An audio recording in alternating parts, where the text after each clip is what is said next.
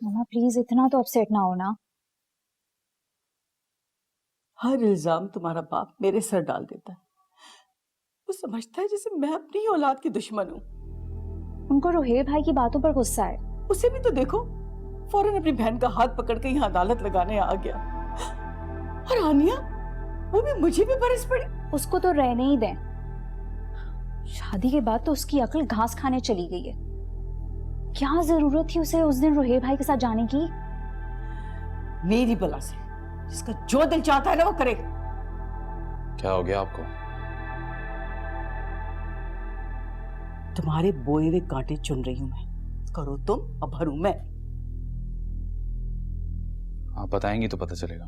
तुम्हारा बाप समझता है कि तुम्हारा और उरूसा का घर मैं खराब करी हूं। मैं तुम्हें उसके खिलाफ भड़काती हूँ। उनकी सोच नहीं बदल सकता। लेकिन तुम क्या कर रहे हो? तुम भी तो यही कर रहे हो ना। तुम अपना घर खराब कर रहे हो अपनी बहन की वजह से। वो बहन जिसको परवाह ही नहीं है। भाई मामा ठीक ही तो कह रही हैं। अब क्यों आनिया की वजह से रूसा भाभी को कह रहे हैं? क्यों? ऐसा क्या कह दिया मैंने जो उसके मिजाज पर गिरा गुजर गया? और ऊपर से वो मुझे डिवोर्स की धमकियां दे रही है। दुख तो इस बात का है भाई कि आपको तो समझ ही नहीं आता कि आप कर क्या रहे हैं। ईमन बहुत समझदार हो गई। छोटी हो ना, छोटी बनकर रहो।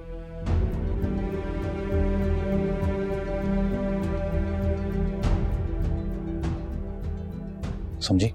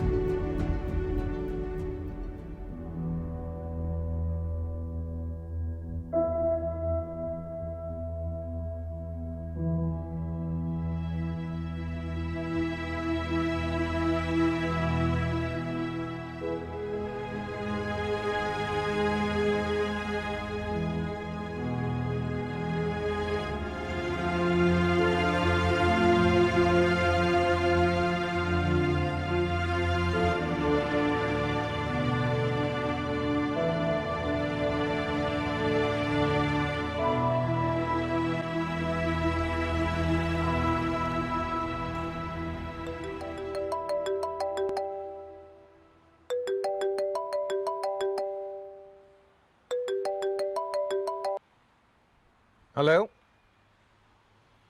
जी, रोहेल सज्जाद बात कर रहा हूँ। खैरियत है?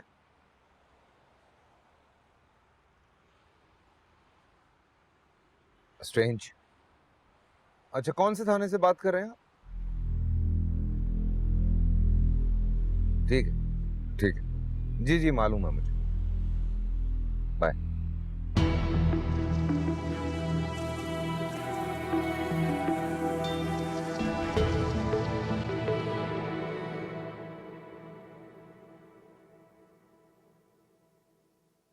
जी, ये मोबाइल तो मेरी मदर इन लॉ का ही है। और ये चूड़ियां मेरी बेगम की है। हैरत की बात है, लाखों का नुकसान हो गया और उन्होंने बताया तक नहीं।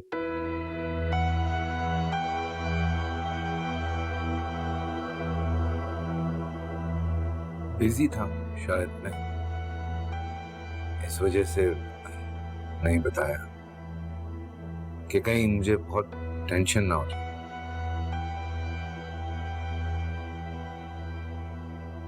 चले जो भी है, लेकिन आपकी फैमिली बहुत खुशकिस्मत है। जब वो चोर सामान लेके भाग रहे थे तो गली के कोने पे खड़ी मोबाइल वालों ने पकड़ लिया उन्हें। खुशकिस्मती, चोर पकड़े गए, सामान मिल गया, सामान आप तक पहुंच गया और आपने मुझे, वरना तो सुना ही यही था कि रोहेल साहब, पांचों उंगलियां बराबर नहीं होती। बेशक एनीथिंग आई कैन डू। वो जिन्होंने सामान, जिन कांस्टेबल ने ये काम किया है वो सिर्फ अपनी ड्यूटी अंजाम दे रहे थे। बहुत अच्छा लगा आपसे मिलकर। अपना ख्याल रखिएगा। Thank you.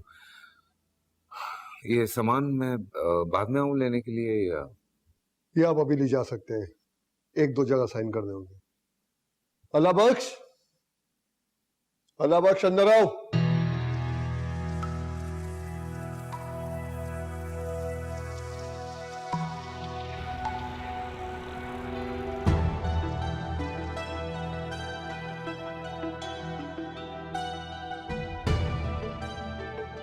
हैरत की बात है, लाखों का नुकसान हो गया और उन्होंने बताया तक नहीं।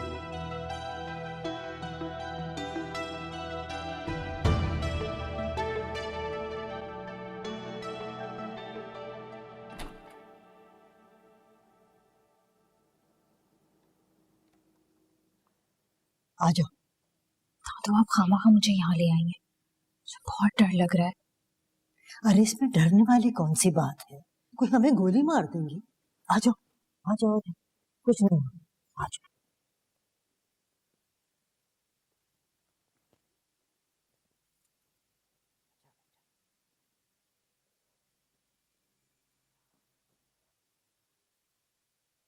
अम्मा, मैं कोई ख्वाब तो नहीं देख रही हूँ? अम्मा, आपको अपनी बेटी की कभी याद नहीं आई? हट जाओ मेरे सामने से। अम्मा, भूल भी जाए पुरानी बातों को। कितनी दफा तो आपसे माफी मांग चुके हो, ऐसा मत करें अम्मा। मैंने कहा ना, हट जाओ मेरे सामने से। तुम्हारा और मेरा कोई रिश्ता, कोई ताल्लुक नहीं है। जो जिल्लत और रुसवाई तुमने हम लोगों को पहुंचाई है, तुम क्या समझती हो हम भूल जाएंगे? मेरा बेटा और मैं आज तक वो जिल्लत भूल नहीं सके हैं। अम्मा माफ कर दे अम्मा, बस खुदा के लिए माफ कर बस दे हो अम्मा। गया। अम्मा,